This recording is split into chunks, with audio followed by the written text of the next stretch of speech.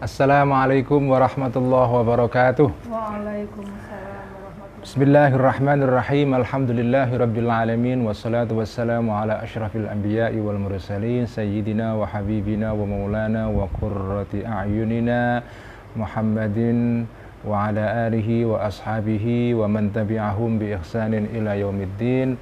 Rabbi shrah li sadri wa yassir li amri wahlul 'uqdatam min lisani yafqahu qawli. Rabbi zidna ilma warzuqna fahma amin ya rabbal alamin. Amma ba'du, para santri Ikhya, para penyimak pengajian Ikhya pada malam hari ini yang saya hormati, saya cintai, selamat datang kembali di Ngaji Ikhya yang mestinya berlangsung pada kemarin malam tapi ditunda pada malam hari ini karena kemarin ada acara istighatsah yang diadakan oleh PBNU dan diikuti oleh NU-NU seluruh dunia.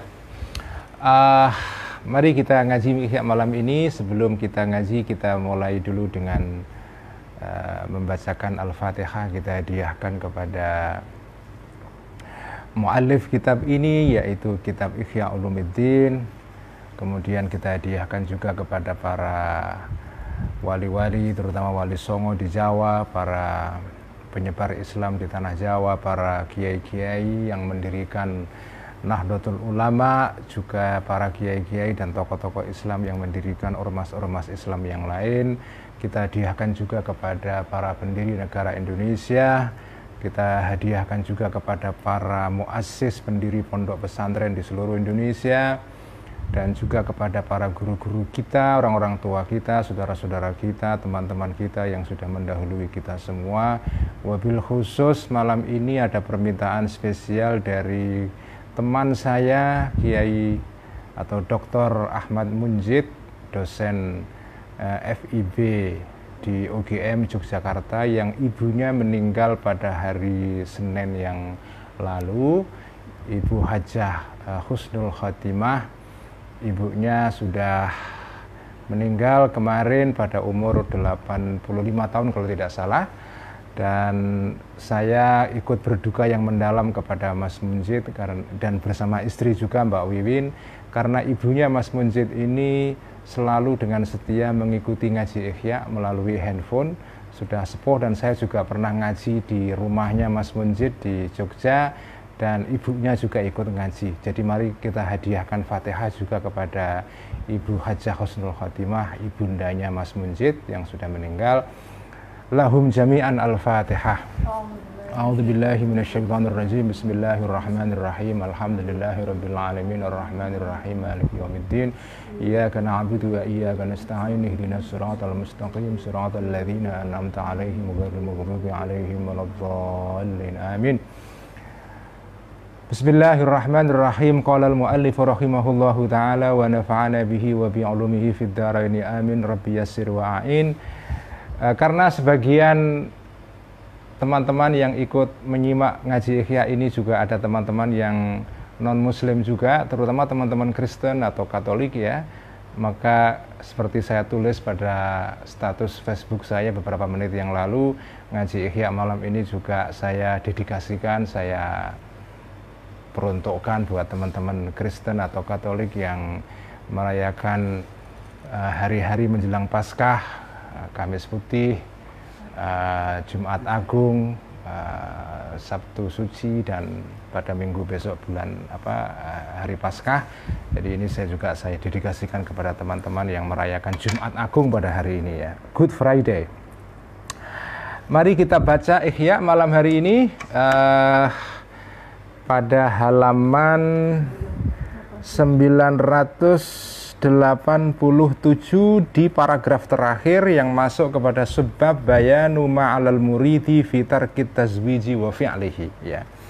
Ini tema penting sekali, terutama untuk Mbak Lis Markus kalau kebetulan malam ini ikut ngaji, karena ini bab relevan juga dengan salah satu tema perjuangannya Mbak Lis Markus dan teman-teman di rumah kita, yaitu mencoba untuk mengatasi problem kawin anak ya, kawin dini ya. Nah, di sini nanti kita akan membahas tentang sesuatu yang ada kaitannya dengan itu. Bismillahirrahmanirrahim. Babu bayanu ma'alal muridi fi tarkit tazwiji wa fi'lihi. Halaman 987. Ai hadza bayanu. Ini adalah penjelasan tentang sesuatu. Bayanu ma, ini adalah keterangan tentang sesuatu. Jadi kalau saya sebut hadza bayanu, itu artinya adalah kata bayanu ini khobar yang mubtada'nya dihilangkan, ya, dibuang, tetapi tetap diandaikan ada. Itu namanya al-mubtada' al-mahdzuf al-muqaddar, ya. Dalam bahasa Arab itu seringkali mubtada' dibuang tinggal khobarnya saja, atau mubtada' khobarnya dibuang tinggal mubtada'nya saja, ya. Itu biasa itu. Bayanuma ai hadza bayanuma, ini adalah keterangan tentang sesuatu alal muridi yang wajib atas seorang murid. Maksudnya murid di sini adalah murid tasawuf, ya. Tidak harus murid tarekat, ya. Tarekat tentu, tapi tidak harus tarekat. Jadi ini artinya murid, artinya orang yang sedang berjalan di dalam jalan spiritual. Bisa ikut tarekat, bisa tidak, ya. Kalau ikut tarekat lebih bagus, tapi kalaupun tidak juga nggak apa-apa.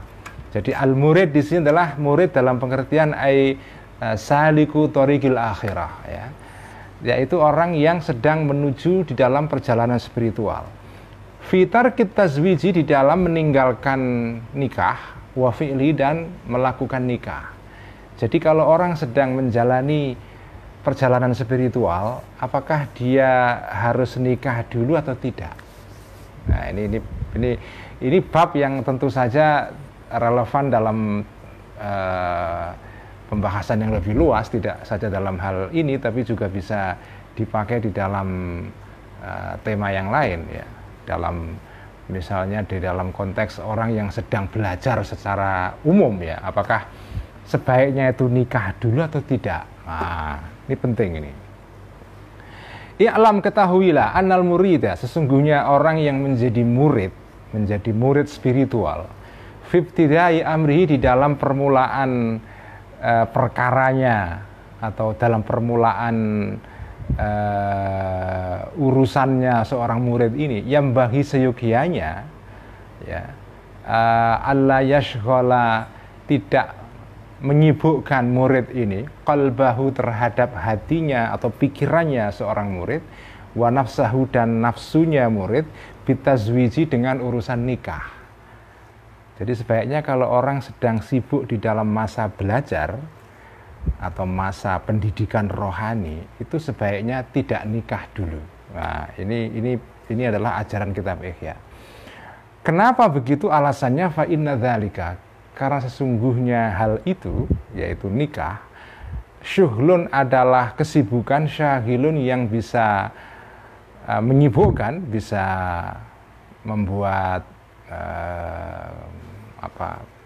pikiran terganggu, ya. Syahilun, yang menyibukkan, yamna'u, yang bisa mencegah, syuhlun ini hu, kepada orang tadi itu, anis suluki, dari suluk, dari perjalanan spiritual ini. Jadi ini kaidah umumnya, ya. Kaidah umumnya kalau orang sedang di dalam suluk, di dalam perjalanan spiritual, atau kalau mau ditarik lebih luas, ya, di dalam masa belajar, itu sebaiknya ditunda dulu urusan nikah, ya. Wa yastajiru, kenapa? Karena itu akan mengganggu, ya. Syuhlun syagil, urusan nikah itu adalah syuhlun syagil, itu distraksi, ya. Wa yastajiru, dan bisa menarik, ya, urusan nikah ini ilal unsi, untuk menjadi merasa nyaman bizaujati, dengan istri, ya. Atau kalau kebetulan muridnya ini perempuan, ya, rujukannya bukan zaujah tapi az-zauj, ya. Jadi urusan nikah ini bisa menyibukkan seorang perempuan dengan suaminya. Kalau yang melakukan ini laki-laki, ya urusan nikah ini bisa menyibukkan dia dengan istrinya, ya. Jadi seperti saya bilang dalam bagian sebelumnya, saya mencoba untuk membaca kitab Ihya dalam hal atau tema ini sangat penting, ya, dengan menggunakan perspektif mubadalahnya teman saya Kiai Faqihuddin Abdul Qadir dari Cirebon, ya. Jadi ya mubadalah artinya sama-sama, ya. Jadi yang menjadi murid itu tidak saja laki-laki tapi juga perempuan juga ya. Adapun di sini itu dipakai redaksinya itu laki-laki, ya ini sesuai dengan kondisi pada zaman Imam Ghazali, yaitu biasa pada zaman itu memang sebagian besar murid-murid spiritual yang ikut dalam laku spiritual ini kebanyakan laki-laki. Tapi jangan lupa dalam sejarah tasawuf ya, itu tasawuf perempuan itu juga ada ya. Tokoh besarnya tentu saja yang terkenal adalah Rabi'ah al-Adawiyah ya. Rabi'ah al-Adawiyah itu adalah sezaman dengan Imam Hasan al-Basri ya, seorang tabi'in ya. Dan jadi yang menjadi mutasawwif itu tidak saja seorang laki-laki tapi juga perempuan ya, al-mutasawwif wal mutasawwifah ya. Ya meskipun dari segi jumlah memang kebanyakan laki-laki ya, tapi jangan dilupakan perempuan itu juga memainkan peran penting di dalam sejarah tasawuf itu. Jadi kita harus membaca teks mengenai ini ya, mengenai masalah pengendalian hasrat seksual sebagai jalan spiritual ini, yang terutama membahas soal syahwat seksual ya. Kita harus membicarakan ini secara seimbang, jadi ya laki-laki perempuan, jadi kita gabungkan jadi satu ya. Itu namanya mubadalah ya. Waman anisa ya, waman dan barang siapa anisa yang merasa nyaman, ayem, atau kalau dalam bahasa pesantren itu waman dan barang siapa anisa sing ngerasa jenjem, jenjem itu merasa aman, nyaman, comfortable ya, bi ghairillahi terhadap sesuatu selain Allah Ta'ala, maka syuhila akan disibukkan orang ini anillahi menjauh dari Allah ya. Barang siapa merasa nyaman dengan yang selain Allah pasti akan lupa Allah ya. Termasuk nyaman dengan suami atau istrinya, itu bisa melupakan kita terhadap tujuan hidup yang paling besar, yaitu Allah Subhanahu wa Ta'ala. Karena itu kalau orang sedang jadi murid spiritual sebaiknya urusan nikah ditunda dulu ya. Wala yaghurranna, dan jangan menipu ya hu terhadap orang murid ini, kathratu nikahi Rasulillahi ya, banyaknya nikahnya Rasulullah Shallallahu Alaihi Wasallam. Lah Kanjeng Nabi kok nikahnya sampai 9 istri? Jangan terganggu oleh itu ya. Itu kalau orang yang belum paham akan menyangkal keterangan Al-Ghazali ini dengan ini menyebut Kanjeng Nabi nikahnya banyak, kenapa saya nggak boleh ya? Nah, ini namanya kalimatu haqqin urida biha batil ya. Argumennya benar tapi cara kamu memakai argumen itu salah itu ya. Itu kayak anak-anak HTI yang memperjuangkan khilafah itu kan begitu. Mereka menggunakan dalil-dalil yang benar dalilnya, tapi menggunakannya itu yang kurang benar ya. Kalau memakai istilah usul fikihnya itu dalilnya benar ya, tapi tahqiqul manatnya itu ya, mempraktekkan dalilnya itu nggak benar, itu salah ya. Ya repot. Jadi harus dua sekaligus ya. Dalilnya benar ya, hujahnya cocok pas ya, tapi penerapan hujah dalam situasi yang spesifik itu juga pas. Itu namanya tahqiqul manatnya ya. Cara nyantolin dalil kepada kasusnya itu harus pas. Kalau enggak ya enggak cocok, ya enggak nyambung ya.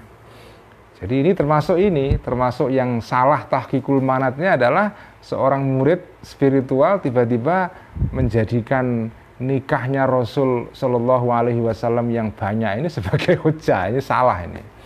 Fa'innahu, kenapa salah? Ya, kenapa nggak boleh tertipu dengan masalah ini, dengan kawinnya, dengan nikahnya Kanjeng Nabi yang banyak ini? Fa'innahu, karena sesungguhnya keadaan berikut ini dhamir sya'an, tapi juga dhamir ini bisa disebut sya'an, bisa tidak ya, artinya tidak dirujukkan kepada kalimat sebelumnya yaitu Kanjeng Nabi. Fa'innahu, karena sesungguhnya Nabi, Kanjeng Nabi, karena anak Kanjeng Nabi la yashghalu, tidak menyibukkan qalbahu terhadap hatinya Kanjeng Nabi, jami'u ma, segala sesuatu fid dunya, dalam dunia ini, anillahi, menjauh dari Allah Ta'ala.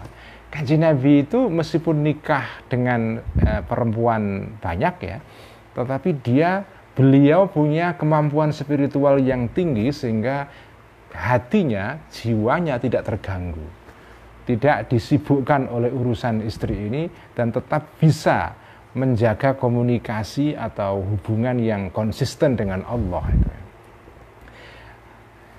Karena itu fala tuqasu, maka tidak bisa dikiaskan al malaikatu, para malaikat, bil haddadina, dengan orang-orang ahli tukang besi. Artinya Kanjeng Nabi itu levelnya seperti malaikat atau bahkan di atas malaikat ya. Jadi nggak bisa disamakan dengan orang biasa, tukang pandai apa, itu nggak bisa itu. Jadi kamu jangan menyamakan diri kamu dengan Kanjeng Nabi itu ya. Jadi ini menarik ya.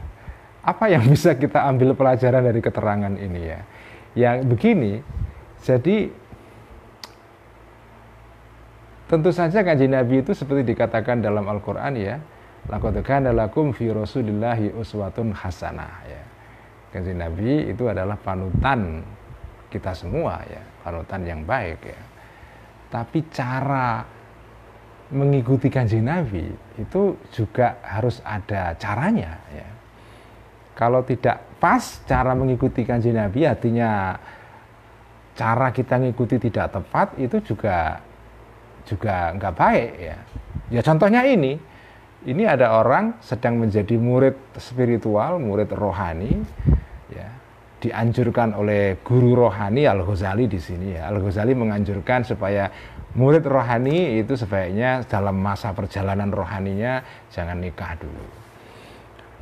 Nah tiba-tiba kalau seorang murid ini kemudian memakai hujah, Kanjeng Nabi nikahnya banyak, masa saya harus tidak boleh nikah? Itu namanya saya sama dengan saya tidak mengikuti Kanjeng Nabi. Itu contoh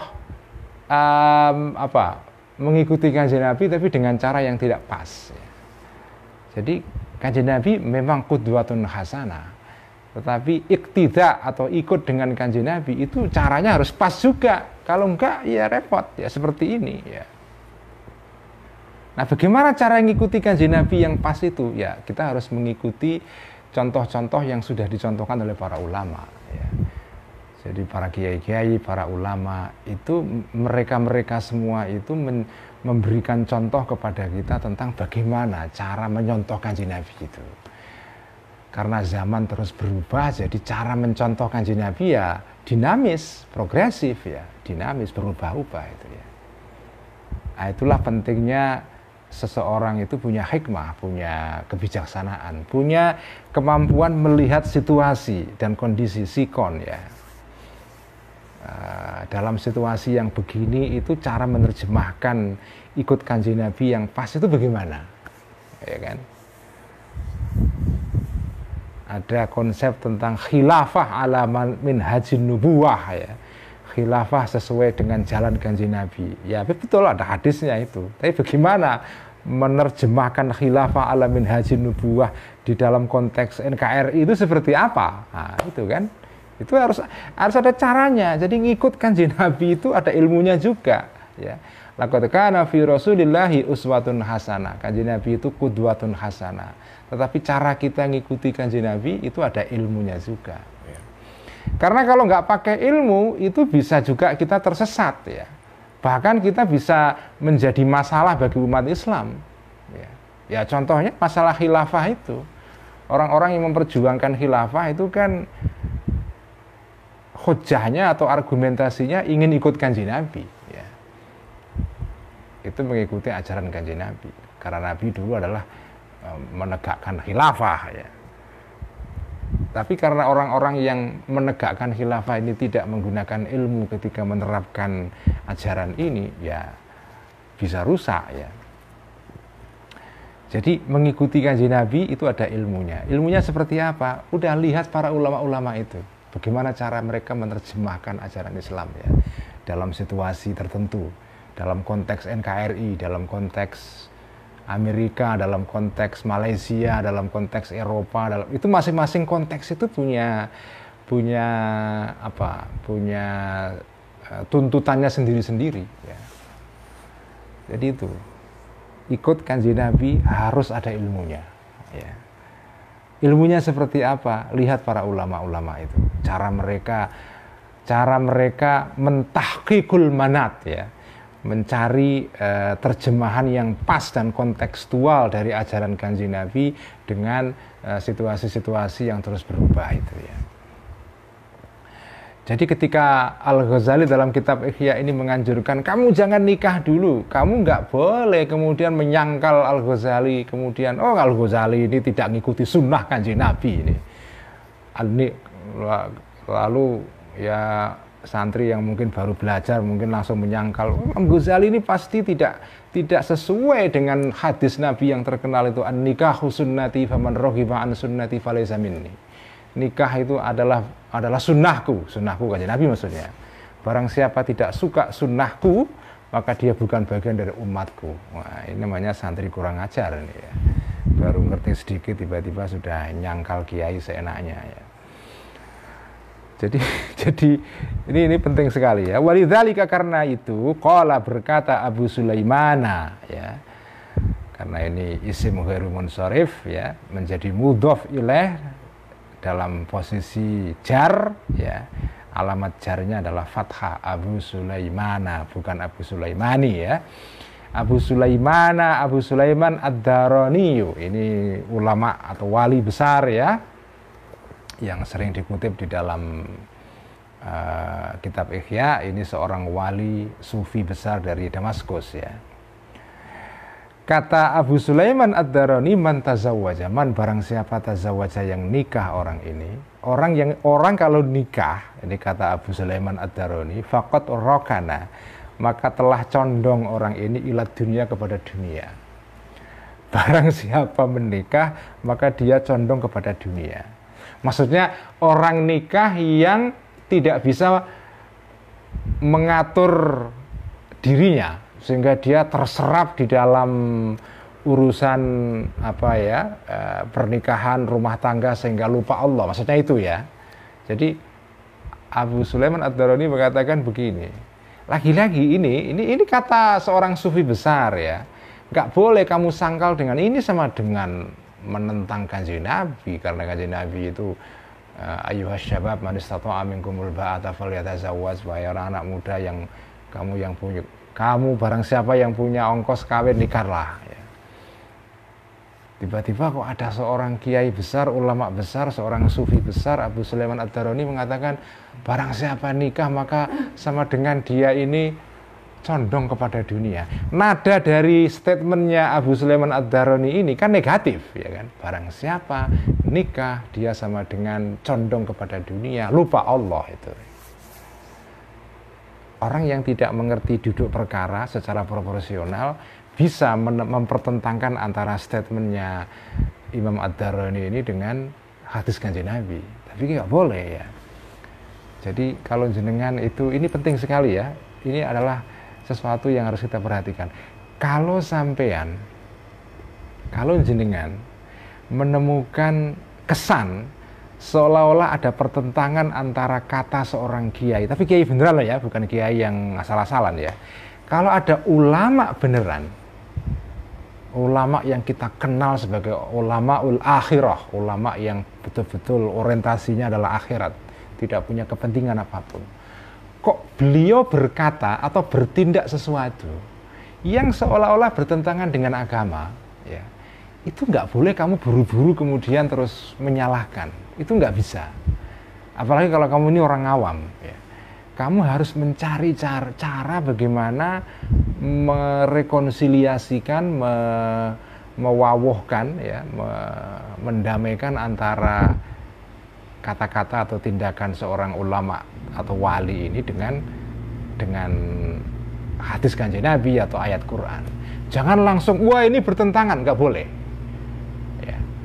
Kecuali kalau sampean sudah selevel dengan ulama itu nggak apa-apa. Tapi kalau jenengan ini baru murid biasa dan apalagi orang nggak punya ilmu, nggak boleh.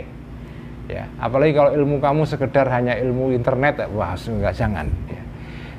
Misalnya, wah ini Bib Lutfi kok begini, ini apa tidak bertentangan dengan ajaran Quran? Jangan, ya, jangan. Karena Jangan-jangan ada sesuatu yang kita tidak tahu. Ya. Jadi, sama dengan ini, kata-kata Abu Sulaiman Ad-Darani ini, wali besar dari Damaskus ini, ya, salah satu rujukan utama kitab Ihya. Kalau jenengan tidak punya pengetahuan yang cukup, Anda bisa mempertentangkan ini dengan hadis Kanjeng Nabi. Ini nggak benar nih kata-kata Ad-Darani ini, sama dengan menentang hadis Kanjeng Nabi yang terkenal itu ya. Nikahu sunnati, faman raghiba an sunnati falaysa minni. Nggak boleh ya. Kita harus husnudzon kepada orang yang baik dan mencarikan wajhul ikhtimal ya. Kemungkinan mencari alasan justifikasi untuk membenarkan kata-kata seorang ulama atau wali itu yang seolah-olah kontradiktif dengan agama. Harus dicari jalan bagaimana ini mungkin maksudnya begini. Jadi harus husnudzon ya. Ini mungkin begini, harus husnudzon ya. Nggak boleh langsung buru-buru kita menghakimi, itu nggak boleh. Itulah adabnya orang beragama ya. Jadi kalau terhadap orang yang punya ilmu banyak, orang yang alim, orang yang soleh, kecuali kalau ulama yang asal-asalan ya lain lagi masalahnya ya. Ini kalau the real ulama beneran dan punya ilmu dan betul-betul kita tahu ini ulama ul akhirah ya. Sampai nggak boleh suudzon ya. Harus husnudzon dengan cara apapun ya. Dicari jalan bagaimana, itu namanya wajhul ikhtimal ya. Dicarikan jalan bagaimana untuk mendamaikan antara antara pernyataan atau tindakan seorang ulama dengan Quran atau hadis yang seolah-olah ada tengah, seolah-olah kontradiksi. Itu harus dicari jalan itu ya. Wa qala, dan berkata Abu Sulaiman Ad-Darani juga, ma ra'aitu muridan tazawwaja fathabata ala ma kana alaihi. Ma ra'aitu, tidak melihat aku muridan, seorang murid spiritual yang sedang melakukan perjalanan spiritual. Tazawwaja, yang nikah murid ini, fathabata, maka bisa kuat untuk konsisten alama terhadap sesuatu, terhadap perjalanan, terhadap terhadap yaitu suluknya itu, karena yang ada murid ini alaihi atas ma itu. Ini berdasarkan pengalamannya Syekh Ad-Darani ya, berdasarkan pengalaman beliau yang panjang sekali menjadi syekh atau menjadi guru bagi para murid-murid spiritual itu. Berdasarkan pengalaman beliau itu adalah orang yang sedang menjadi murid kok nikah biasanya akan terganggu, nggak akan bisa konsisten. Sabata ala makana ala, itu nggak bisa ya. Pasti gagal ya. Wakila, dan dikatakan lahu kepada Abu Sulaiman Ad-Darani marotan, pada suatu waktu ada seorang yang mengatakan ini kepada Abu Sulaiman Ad-Darani, ma ahwajaka ilam ro'atin ta'nisu biha atau ta'nasu biha ya. Ma ahwajaka, betapa sangat membutuhkannya ya kepada engkau, ilam ro'atin, terhadap seorang perempuan, ta'nasu, yang merasa nyaman engkau biha, dengan seorang perempuan ini. Karena Abu Sulaiman Ad-Darani ini tidak nikah ya. Termasuk ulama yang al-uzzab ya, tidak nikah. Kemudian ada seorang yang mungkin seorang murid atau temannya mengatakan, Syekh, sampean jenengan ini kayaknya kok butuh istri, butuh perempuan untuk membuat jenengan tenang itu. Faqala, jawabnya Abu Sulaiman Ad-Darani, la anasaniyallahu biha ya. La anasa, semoga tidak menjadikan tentram ni kepadaku Allah biha, melalui seorang perempuan itu. Amit-amit jangan sampai ya, maksudnya nggak mau dia ya. Jangan sampai aku kemudian menjadi tenang karena perempuan. Tenangku itu karena Allah itu ya. Ai innal unsa, maksudnya ucapan Ad-Darani ini, ai annal unsa, sesungguhnya, ai innal unsa, sesungguhnya rasa nyaman biha, dengan seorang perempuan, yamna'u, bisa mencegah, bisa menghalangi ya, al-unsu biha ini, al-unsa, terhadap rasa nyaman billahi, dengan Allah, atau terhadap Allah Subhanahu wa taala. Wa qala, dan berkata Abu Sulaiman Ad-Darani kembali aidon juga ya. Kata beliau juga, kullu ma syaghalaka 'anillahi min ahlin wa malin wa waladin fahuwa 'alaika masy'umun ya. Kullu ma, segala sesuatu, syaghala yang menjadikan sibuk kepada engkau, 'anillahi, meninggalkan Allah, min ahlin berupa keluarga, wa malin dan harta, wa waladin dan anak ya. Fahuwa, maka segala hal seperti ini 'alaika, terhadap kamu, masy'umun, adalah sesuatu yang bikin celaka. Itu kecelakaan itu ya. Ya artinya apa? Ya karena kita ini berbicara tentang bab kita, pembahasan kita adalah tentang perjalanan spiritual ya. Kita melatih diri kita secara rohani menjadi manusia rohani, manusia spiritual, yang intinya manusia rohani ya seluruh hidupnya itu pusatnya, senternya adalah Allah itu ya. Maka kalau ada hal-hal yang menghalangi kita, mengganggu kita untuk terus mengingat Allah, berkomunikasi dengan Allah, itu ya dihindari ya, termasuk masalah nikah ini ya. Nanti di bagian belakang akan diterangkan oleh Al-Ghazali, kalau kamu tidak kuat ya lain lagi persoalannya. Kalau kamu masih bisa mengatasi, bisa mengendalikan diri kamu, sebaiknya kamu tinggalkan ya. Ini juga berlaku buat orang yang belajar ilmu secara umum ya. Makanya tadi saya bilang ini sebetulnya bisa menjadi satu argumen bagi Mbak Liz Markus dan kawan-kawan yang memperjuangkan untuk mengatasi masalah problem nikah anak ya, yang masih menjadi problem banyak di beberapa tempat di Indonesia ya. Ini jadi orang yang nikah itu kalau dia tidak hati-hati bisa menghalangi orang itu untuk mencapai apa yang diinginkan, apa yang dituju, apa yang menjadi goalnya.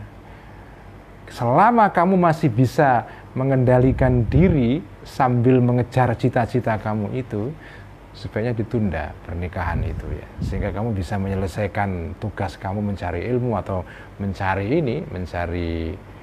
ilmu spiritual ini, melatih diri kamu secara spiritual ini ya. Ini yang menjelaskan kenapa banyak ulama-ulama dalam sejarah Islam itu yang jomblo seumur hidup, nggak pernah nikah, itu banyak sekali. Bahkan ada buku khusus mengenai, ada kitab khusus yang ditulis ya tentang ulama-ulama al-ulama ul-uzzab ya, ulama-ulama yang tidak pernah nikah sepanjang hidup ya. Lagi-lagi kalau ada ulama seperti itu nggak boleh kamu sangkal dengan mengatakan wah ulama-ulama ini nggak mengikuti sunnah Kanjeng Nabi, Kanjeng Nabi aja nikah kok, masa kita yang jadi umatnya tidak nikah. Jadi nggak bisa, kita nggak boleh ngejudge atau menghakimi ulama yang jomblo seperti itu dengan cara seperti itu, nggak boleh itu ya.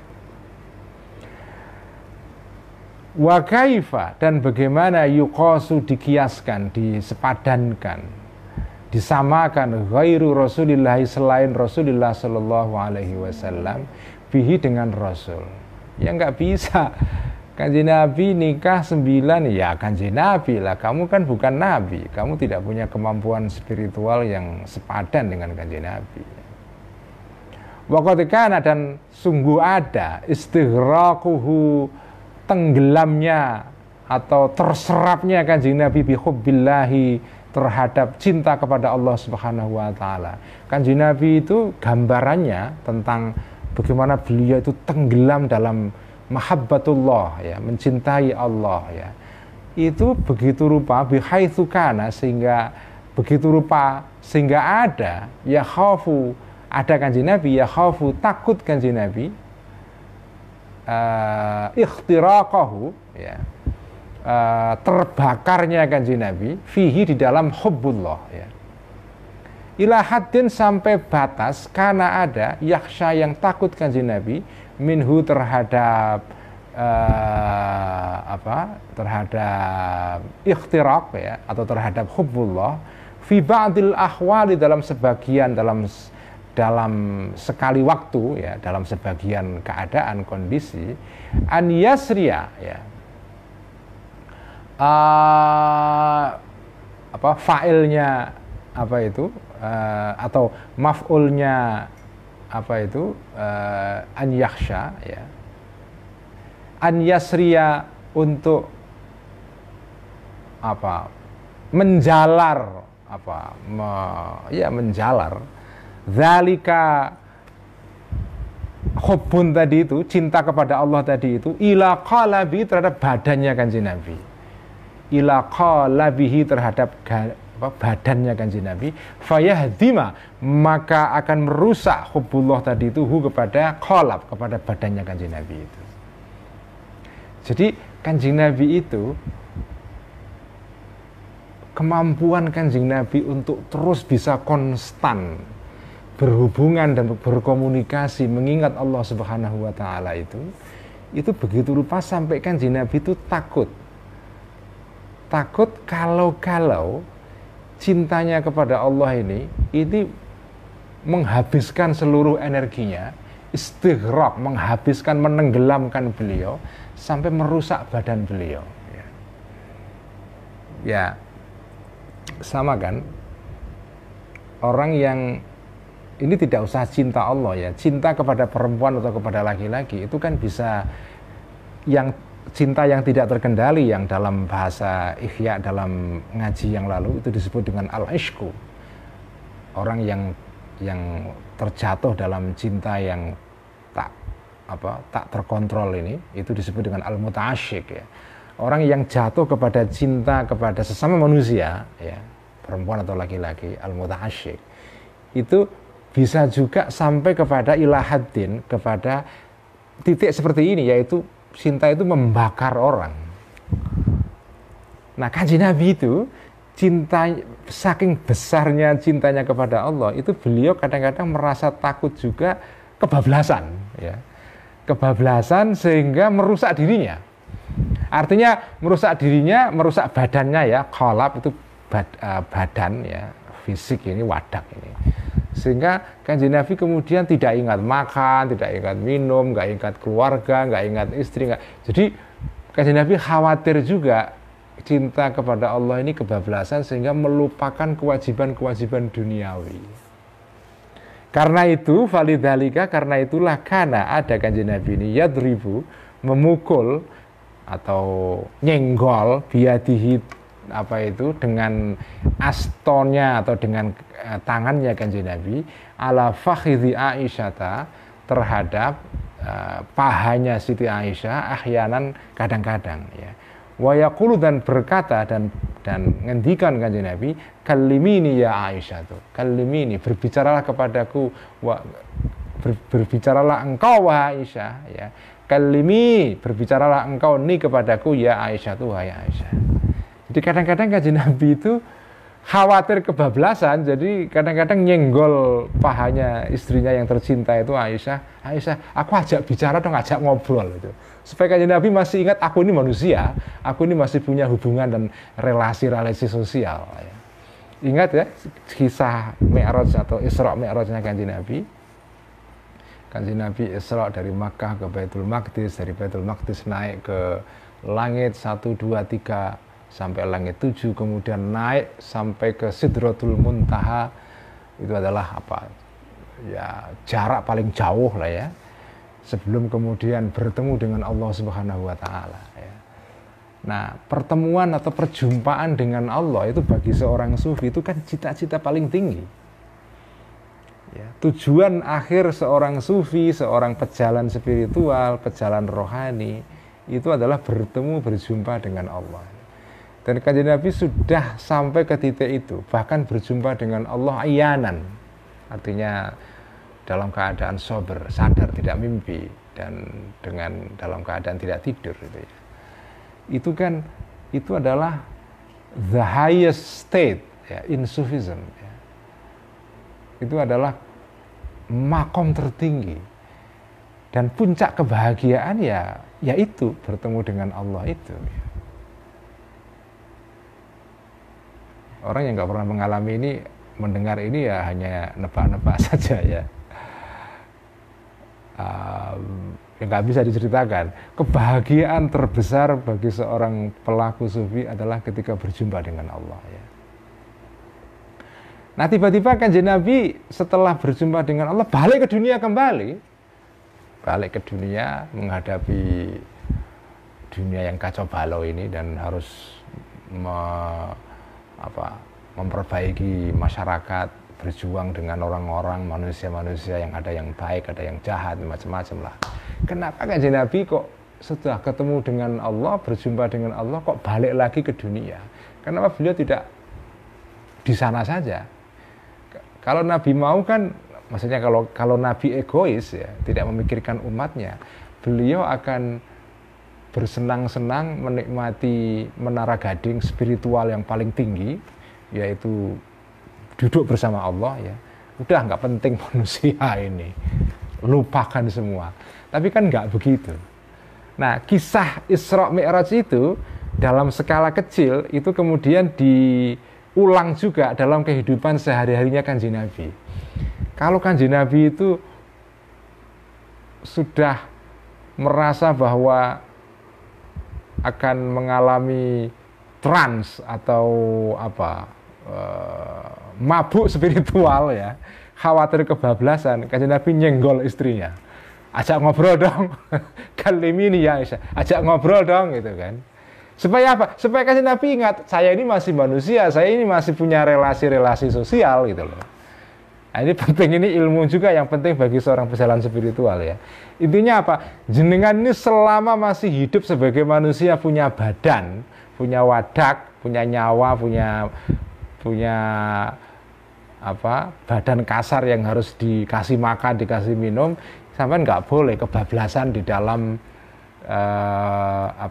di dalam masuk ke lorong rohani spiritual atau lorong spiritual sampai kebablasan, nggak boleh. Dengan kata lain, orang nggak boleh jazab terus-terusan ya. Ya kalau jazab terus-terusan, ya nggak, kalau pilihannya itu ya nggak apa-apa juga sih. Tapi kalau jenengan kepingin berfaedah kepada banyak orang lain ya, jazab itu harus dilokalisir secara temporal ya. Artinya sekali-sekali waktu saja. Tapi nak jenengan kok jazab sepanjang hidup ya sudah, sampean nggak bisa lagi berkomunikasi dengan orang karena orang nggak akan paham sampean, orang juga nggak akan memahami sampean dan sampean akan dianggap gila ya. Ya sudah, selesai, udah kontak kita dengan manusia selesai, sampean sudah menjadi bagian dari dunia lain. Tapi nak jenengan kepengen ikuti Kanjeng Nabi, yaitu ya jenengan makhluk atau manusia rohani, tapi juga tetap kepingin punya kontribusi untuk memperbaiki masyarakat ya, kepingin menjadi orang yang transformatif ya, mengubah keadaan sekitar. Jazabnya itu jangan kebanyakan, jazabnya diukur ya. Kalau sudah agak jazab kelebihan, nyenggol orang, oh ajak ngobrol dong ya, seperti Nabi ini, ya Aisyah kalimini ya Aisyah ya, ajak ngobrol dong gitu ya. Nah kenapa Kanjeng Nabi kok berkata begini kepada istrinya ini, litasghala, supaya menyibukkan Aisyah ini kepada Kanjeng Nabi bikalamiha dengan ucapannya Siti Aisyah, supaya Kanjeng Nabi ya supaya tidak terlalu fokus kepada jazabnya, kemudian ngobrol dengan Siti Aisyah, menikmati pembicaraan dengan istrinya ya. An azimima ya, supaya menyibukkan Aisyah kepada Kanjeng Nabi bikalamiha dengan ucapannya Aisyah ya, menyebutkan dari apa? An azimima, menjauh dari besarnya kondisi, situasi, keadaan ya, keadaan jazab atau trans ya, huwa yang Kanjeng Nabi di dalam ma itu, supaya nggak kebablasan. Likusuri taqati qalabihi, karena tidak mampunya kemampuan badannya Kanjeng Nabi, anhu, tidak mampu anhu dari azimima tadi itu, kondisi yang besar yang atau situasi spiritual yang membebani Kanjeng Nabi ini. Orang itu kalau sedang mengalami momen spiritual yang sungguh-sungguh ya, itu saking besarnya pengalaman spiritual ini kadang-kadang membuat badan kita nggak mampu menyangga itu. Makanya Kanjeng Nabi pernah digambarkan dalam sebuah hadis yang diriwayatkan Siti Aisyah ya. Ada satu, Kanjeng Nabi itu kalau menerima wahyu itu kondisinya beda-beda ya. Ada Kanjeng Nabi itu terima wahyu di dalam bentuk misalnya malaikat Jibril datang dalam bentuk manusia menyampaikan wahyu seperti bercakap-cakap dengan manusia. Setelah selesai pewahyuan malaikat Jibril pergi, Kanjeng Nabi kemudian menghafal atau mengingat wahyu tadi itu. Nah, ini tidak berat ya. Yang paling berat adalah ketika wahyu ini datang kepada Kanjeng Nabi tidak berupa malaikat yang terlihat seperti itu, tapi dalam bentuk pengalaman yang itu terasanya kepada Kanjeng Nabi seperti ada suara bel, suara lonceng ya, yang membuat Kanjeng Nabi menerima itu berat sekali ya. Bahkan sampai berkeringat padahal musimnya musim dingin ya, keluar keringat yang mengucur dari badan Kanjeng Nabi. Jadi pada saat orang menerima ide besar, inspirasi besar, wahyu besar, atau pengalaman spiritual yang besar, kadang-kadang badan kita itu nggak kuat menyanggah. Ini dalam bentuk yang lain ya, dalam bentuk yang lain, ini analogi saja, perbandingan saja ya. Kalau jenengan susah menggambarkan ini, ada pengalaman yang mirip dengan itu, meskipun skalanya lebih kecil ya. Contohnya begini, nek jenengan sedang dapat ide sebagai penulis ya, ini akan bisa difahami oleh orang-orang yang punya pengalaman sebagai penulis. Sampean nak lagi untuk ide nulis, lagi kedanan, lagi tergila-gila nulis karena dapat ide yang mengucur seperti hujan itu sampean bisa lupa segala-galanya, bisa tidak tidur berhari-hari, malam tidak tidur, siang tidak tidur, sampai kepada satu titik badan sampean nggak kuat, ambruk itu. Ini pengalaman yang dialami oleh banyak penulis. Terutama kalau penulis ini penulis kreatif ya, yang menulis fiksi, novel atau terutama novel ya.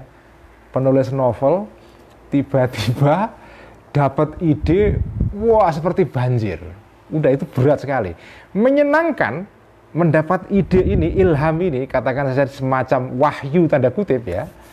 Ini menyenangkan sekali. Orang yang mendapatkan ide itu sama dengan mendapatkan ilham dari Allah. Itu pengalaman yang menyenangkan sekali. Tetapi resikonya kalau sampai nggak kuat, badan bisa ambruk.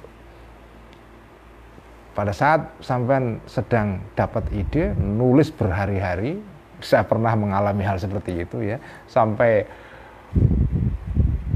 badan itu kayak tidak menyentuh bumi ya. Seperti melayang di atas tanah begitu. Dan ketakutan sendiri saya pernah mengalami hal semacam itu ya. Itu baru ide biasa, ide nulis, apalagi wahyu. Apalagi lihat Allah Subhanahu wa Ta'ala, udah kita nggak bisa bayangkan betapa besarnya pengalaman yang dialami oleh orang semacam itu. Dalam bahasa Inggris itu sering disebut dengan aha moment ya, atau eureka. Orang sedang dapat ide besar itu eureka ya. Yang dalam komik-komik biasanya disimbolkan ada lampu listrik, bola listrik di atas kepala berpendar-pendar itu ya. Kalau dapat ide itu kan, kalau kartun kan begitu ya. Nah itu, kalau orang sedang dapat aha moment, momen eureka, udah itu kayak dapat wahyu. Itu kalau badan nggak kuat bisa ambruk kita ya. Jadi makanya Kanjeng Nabi itu adalah seorang manajer spiritual yang pandai sekali. Begitu sudah merasa, ini kalau nggak di stop bahaya ini. Kanjeng Nabi nyenggol istrinya, ajak ngomong dong gitu kan. Karena Kanjeng Nabi khawatir badannya nggak kuat itu ya. Faqad kana, maka sungguh-sungguh ada ya. Maka ada tab'uhu watak atau tabiatnya Kanjeng Nabi adalah al-unsa, merasa nyaman billahi dengan Allah Subhanahu azza wa jalla, wa kana, dan ada ya unsuhu, rasa nyamannya kanjeng Nabi bil khalqi dengan orang, termasuk istrinya Siti Aisyah itu ya. Aridon adalah sesuatu yang datang belakangan, tapi bukan merupakan tobak, bukan merupakan watak. Kanjeng Nabi itu wataknya adalah beliau ini memang selalu kepingin dekat dengan Allah itu ya. Adapun kanjeng Nabi itu nikah, kadang-kadang bercengkerama dengan istrinya, ya itu adalah break, itu istirahat, rehat sebentar saja. Tapi itu bukan watak asli kanjeng Nabi ya. Itu break sebentar ya. Kenapa? Supaya rifkon, karena merasa kasihan bibadanihi dengan badannya kanjeng Nabi, supaya badannya tidak terserap tenggelam total dalam mahabbatullah, cinta Allah, sehingga rusak kemudian. Karena begitu orang mahabbatullah nggak ingat segala-galanya, nggak ingat makan, nggak ingat minum, ya badan kita rusak ya. Itulah kanjeng Nabi. Nah jadi karena itu kita sebagai orang yang levelnya belum sampai kepada kanjeng Nabi, ya jangan menyamakan diri dengan kanjeng Nabi lalu kepingin buru-buru nikah padahal dia masih sedang dalam masa perjalanan spiritual itu ya.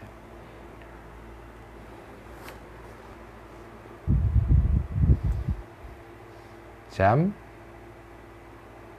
masih kurang 5 menit ya.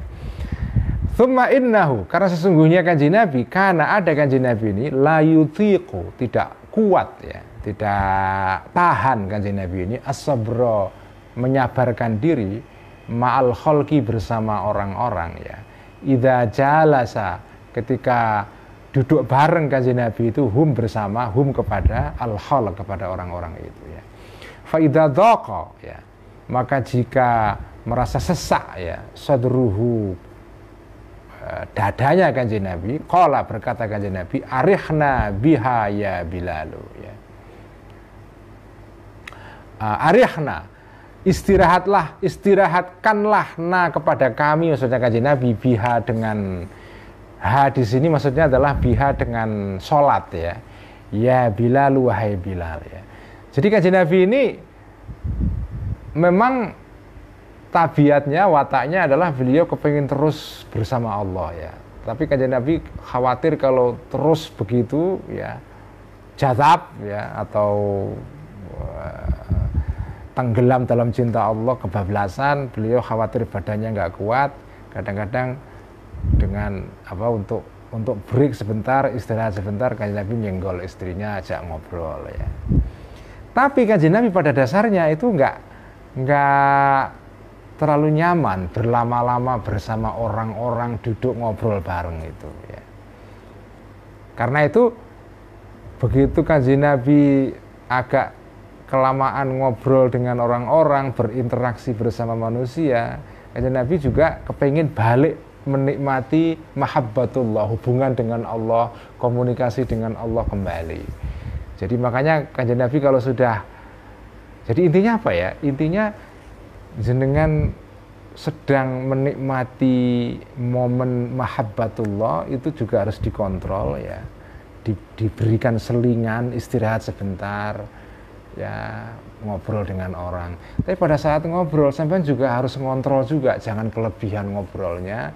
Begitu sampean sudah merasa ngobrolnya cukup ya, kanjeng Nabi kemudian bilang atau berkata kepada muadzinnya, yaitu Bilal, Bilal, tolong aku dikasih istirahat supaya nggak terlalu banyak ngobrol ini, aku kepengen sholat kembali berkomunikasi dengan Allah ya.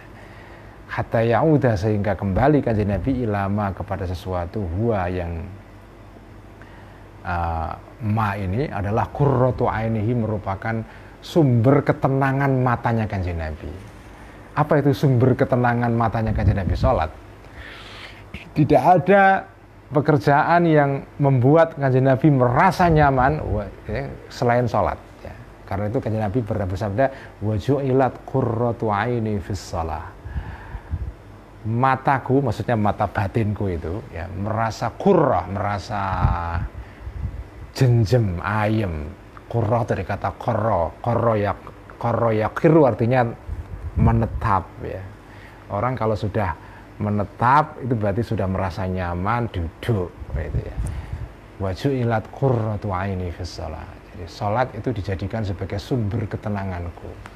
Jadi begitu Kanjeng Nabi sudah mengerjakan pekerjaan duniawi, sudah cukup, sudah Bilal azan, aku kepingin sholat karena sholat menjadi sumber ketenanganku. Jadi apa ya, Kanjeng Nabi manusia spiritual, manusia rohani, tapi juga manusia sosial juga ya, manusia kamar tapi juga manusia sosial. Kanjeng Nabi, tapi pada dasarnya watak Kanjeng Nabi adalah manusia kamar, manusia yang menikmati mahabbatullah ya, manusia uzlah ya. Tetapi Kanjeng Nabi tidak kepingin uzlahnya ini menguasai seluruh hidupnya. Makanya Kanjeng Nabi keluar memperbaiki masyarakat, berdakwah dan seterusnya ya. Fadhaifu, maka orang yang lemah, idza lahadha, ketika orang yang lemah yang maqamnya belum sampai seperti Kanjeng Nabi ya, idza lahadha, jika melihat, mencermati ad-dhaif ini ahwalahu, kepada tingkah lakunya Kanjeng Nabi Muhammad, Kanjeng Nabi alaihi salatu wassalam, fi mithli hadzal umuri, di dalam hal-hal seperti ini, yaitu dalam hal mengelola relasi kita dengan Allah dan dengan lingkungan sekitar, dengan manusia ya, maka fahuwa, maka orang seperti ini maghrurun, orang yang tertipu ya. Jadi orang yang pemahaman spiritualnya dan pemahamannya tentang masalah-masalah rohani itu belum cukup, masih lemah dia, kemudian melihat situasi Kanjeng Nabi ini, dia bisa tertipu. Maksudnya bagaimana? Lah iya, Kanjeng Nabi itu kan katanya mengelola antara situasi mahabbah dengan situasi berhubungan dengan orang lain, dengan istrinya, ngobrol dengan orang lain, beliau juga nikah. Jadi kenapa saya nggak boleh mengikuti Kanjeng Nabi? Kenapa saya disuruh menunda nikah sampai selesai dengan perjalanan spiritual saya? Kenapa begitu? Kenapa saya nggak ikuti Kanjeng Nabi saja? Nah, orang yang lemah pikirannya, belum sampai kepada pemahaman yang mendalam, masih dhaif ya, itu bisa maghrurun, tertipu. Dan orang-orang yang tertipu dengan, tanda kutip, orang-orang yang tertipu dengan dalil agama, dalam pengertian memahami dalil secara keliru, itu banyak sekali ya. Jadi dalilnya benar tapi cara memahaminya salah ya. Itulah orang yang masih dhaif, yang masih lemah ya. Li'annal afhama, karena sesungguhnya pemahaman manusia taqsuru, tidak sampai ya, anil wuqufi, untuk mengetahui, dari mengetahui, ala asrari af'alihi, terhadap rahasia-rahasia tindakan-tindakannya Kanjeng Nabi alaihi salatu wassalam. Karena itu, karena sebagian besar itu orang tidak mampu memahami seluruh rahasia-rahasia tindakan Kanjeng Nabi. Jadi kita hati-hati ketika mau, Kanjeng Nabi begitu, kenapa saya nggak boleh itu? Jangan begitu ya. Karena itu fasyartul muridi, maka syaratnya seorang murid spiritual sebaiknya adalah al-uzbatu, adalah tidak nikah fil ibtidai, di dalam langkah pertama, dalam step pertama, langkah-langkah pertama. Kalau masih dalam perjuangan untuk menjadi seorang manusia rohani, masih perjalanan, tunda dulu nikahnya, itu syaratnya ya. Jangan buru-buru kemudian mengikuti Kanjeng Nabi dalam hal ini, nikah dulu, jangan ya. Ila an yaqwa, sehingga menjadi kuat orang ini, al-murid ya, fil ma'rifati, di dalam pengetahuan batinnya ya. Sampai dia kokoh, baru dia nikah itu ya. Nah ini, hadza ini semua ya, hadza ini semua, ini namanya apa itu, jumlah istidrokiyah ya. Maksudnya ini kalimat untuk mengkualifikasi, memberikan semacam memberikan semacam kualifikasi atau menyempurnakan atau memberikan syarat terhadap kalimat sebelumnya. Ini semua kalau itu maksudnya jumlah istidrokiyah dalam bahasa Arab itu disebut dengan jumlah istidrokiyah ya. Kalimat yang disebutkan sebagai koreksi terhadap kalimat sebelumnya, ya, itu istidrak, ya. Hadza ini semua idza lam taghlib, ketika tidak mengalahkan kepada murid ini asyahwatu syahwat. Kecuali kalau kamu nggak bisa menahan lagi harus nikah, ya itu lain perkara, ya. Fa'in ghalabat, jika mengalahkan kepada murid ini asyahwatu syahwatnya, ya ada teknik-tekniknya, maka fal yaksir, maka hendaklah mengendalikan orang ini kepada syahwatnya ini biljui, dengan cara lapar yang sudah kita bahas dalam pembahasan sebelumnya, atau wili yang panjang, ya. Usahakan untuk mengendalikan dengan cara lapar yang lama, ya. Wasaumi, dan puasa ad-daimi yang terus menerus, ya kalau mampu, ya itu dua itu, mengendalikan dengan cara lapar, mengurangi intake makanan, dan puasa, ya. Nah, kalau sudah itu dilakukan semua tetap nggak mempan, ya nggak efektif, ya fa'ilam tangkomi, maka jika tidak terkendalikan asyahwatu syahwatnya orang ini bidzalika, dengan semua tadi itu, wakana, dan ada bihaitsu layak diru, sekiranya tidak kuasa orang ini, murid ini, ala hifdzil aini, untuk menjaga mengendalikan matanya, masalan umpamanya, ya dia nggak kuat menahan matanya untuk melihat syahwat-syahwat suatu kesenangan, ya. Wa in qadara, senajan walaupun kuat mampu orang ini al-murid, ya murid tadi, ala hifdzil farji, untuk mengendalikan farjinya atau alat vitalnya. Dia bisa mengendalikan tidak zina, tapi dia nggak bisa mengendalikan matanya, ya. Nah, bagi orang seperti ini, fan nikahu, maka nikah bihi, bagi orang murid, Allahu, bagi murid yang seperti ini, aula, lebih utama. Kenapa? Litas guna, supaya menjadi tenang asyahwatu syahwat dia, ya. Tapi wa illa, jika tidak begini, tidak begini, maksudnya nggak kuat, ya. Jika tidak kuat untuk menahan, ya famah malam yahfaz, ya.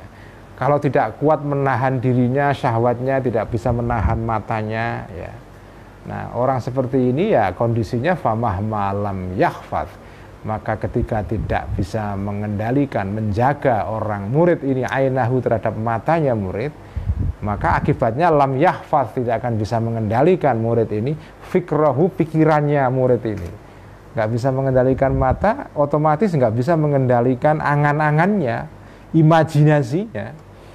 Kalau sudah nggak bisa mengendalikan imajinasinya, wayatafarrahu, dan akan menjadi pecah, ambiar alaihi, kepada murid ini, hammuhu atau himmuhu atau hammuhu, perhatiannya atau kemampuan fokusnya murid ini, ambiar pikirannya, ya. Malah kadang-kadang kalau nggak bisa mengendalikan, warubbama waqa'a, dan kadang-kadang terjatuh orang seperti ini, fi baliyatin, dalam satu cobaan, la yutiku, yang tidak bisa kuasa murid ini kepada cobaan tadi itu. Wazinal aini, dan zinanya mata, atau zinanya mata itu melihat sesuatu yang tidak dihalalkan oleh agama, ya, melihat orang yang berbeda jenis, ya, berbeda lawan jenis, ya. Zina mata adalah min kibaris shaghairi, termasuk dosa kecil yang paling besar, ya. Dan wahwa, dan zina mata ini yuaddi, bisa menyebabkan zina mata ini alal qurbi, untuk mendekati ilal kabirati, kepada dosa yang besar, al fahisyati, yang sangat keji, ya. Apa itu dosa besar yang keji itu? Wahiyah, dan al kabirah al fahisyah adalah zinal farji, zinanya farji. Waman, dan barang siapa lam yaqdir, yang tidak kuasa orang ini, ala ghaddi basari, untuk mengendalikan, menutup matanya orang seperti ini, lam yaqdir, maka tidak kuasa orang ini, ala hifdzi dinihi, untuk menjaga agamanya orang seperti ini, ya. Jadi inilah, intinya adalah yang kita baca pada malam hari ini adalah pengendalian mata, pengendalian pikiran, pengendalian syahwat seksual sebagai jalan spiritual. Ya. Karena kalau tidak dikendalikan itu bisa menimbulkan hal-hal yang dilarang dalam agama. Saudara-saudara, ini semua adalah warning, ya, warning, peringatan, ya, supaya kita itu tetap awas, ya. Ini tidak berarti bahwa terjemahan konkretnya dalam kehidupan sehari-hari, ya, itu tidak berarti terus, ya, mohon maaf ya, seperti sebagian kawan-kawan muslim yang sering menjadi pembicaraan banyak orang di sebagian kalangan, ya, misalnya kita ketemu perempuan kemudian tidak mau lihat, atau ada mahasiswa yang ketika ketemu perempuan terus nggak mau lihat wajahnya, terus melengos, dan itu tidak begitu terjemahannya, ya. Jadi ini semua semua adalah pertama, ini adalah ilmu yang menjadi bekal bagi orang yang ingin menjadi manusia rohani, manusia spiritual, ya. Pengendalian diri. Mata itu hati-hati. Tapi tidak terjemahannya kemudian ketika kita ketemu orang perempuan terus ketika bicara kita nggak melihat orang itu malah justru di dalam komunikasi sosial, ya, malah nggak sehat itu, ya.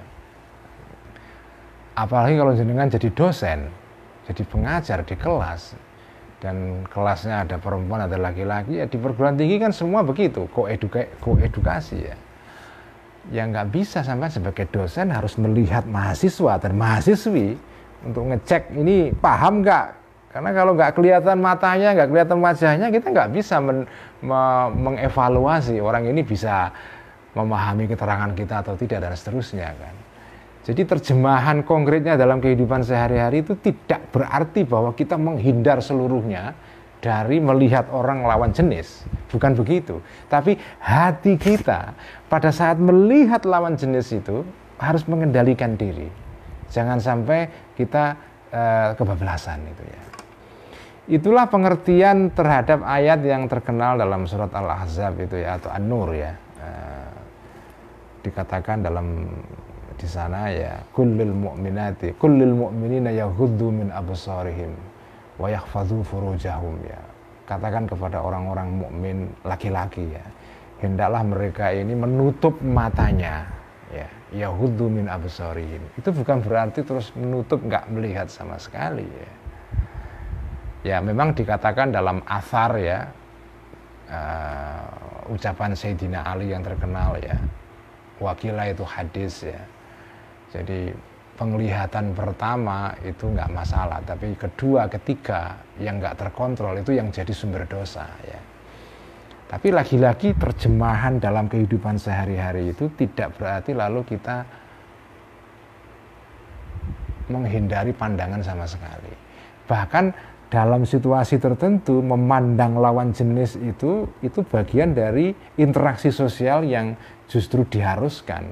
Misalnya seorang dosen harus melihat mahasiswinya, ya, supaya kita bisa melihat bagaimana reaksi mahasiswa atau mahasiswi kepada keterangan kita itu, ya.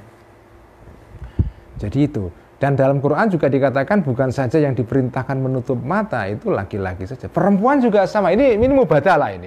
Wa kullil mu'minati yaghuddna min absarihinna wa yahfazna furujahunna. Karena attraction atau ketertarikan seksual itu berlangsung dua belah pihak.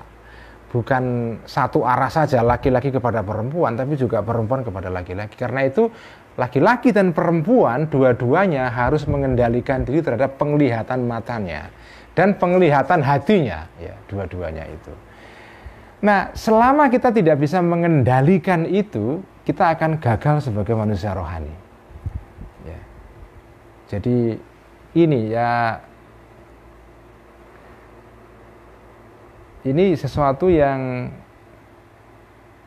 sangat susah kita laksanakan zaman ini, terutama di zaman kapitalisme mutakhir yang sangat dikuasai dengan gambar, citraan, image di semua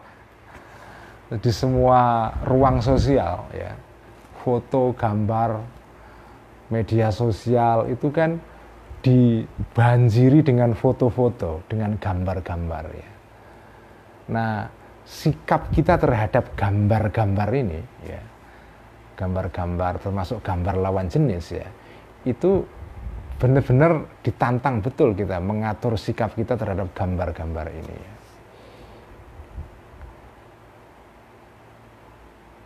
Makanya ada sebagian ulama mungkin saking khawatirnya pengaruh gambar-gambar ini terhadap situasi rohani kita ya, ada yang berfatwa misalnya perempuan dilarang mengupload gambarnya ke Facebook misalnya.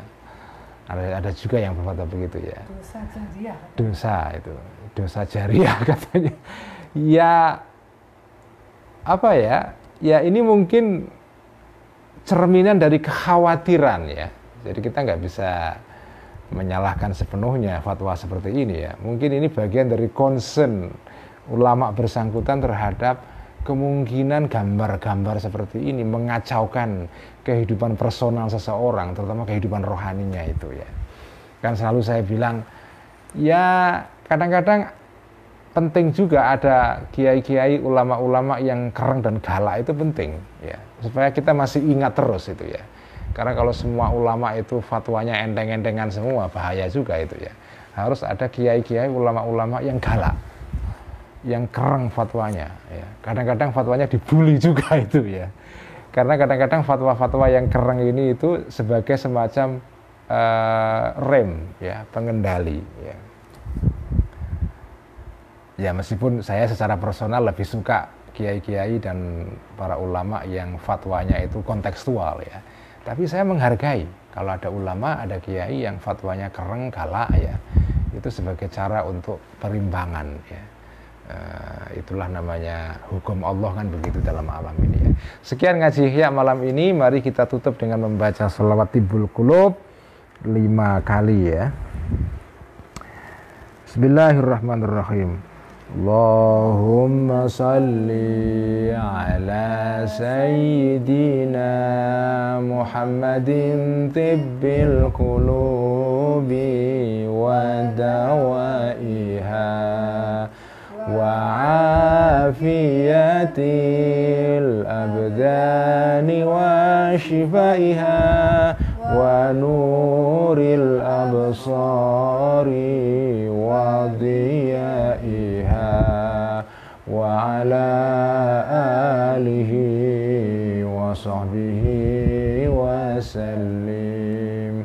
Allahumma salli ala sayyidina Muhammadin tibbil qulubi wa dawaiha wa afiyatil abdani wa shifaiha nuril absari wa diyaiha wa ala alihi wa sahbihi wa sallim.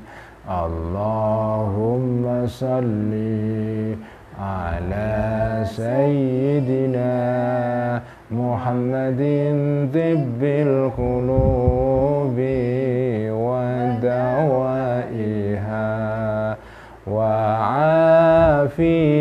afiyatil abdani wa shifaiha wa nuril absari wa diyaiha wa ala alihi wa sahbihi wa sallim. Allahumma salli ala sayyidina Muhammadin tibbil qulubi wa dawaiha wa afiyatil abdani wa shifaiha wa nuril absari wa diyaiha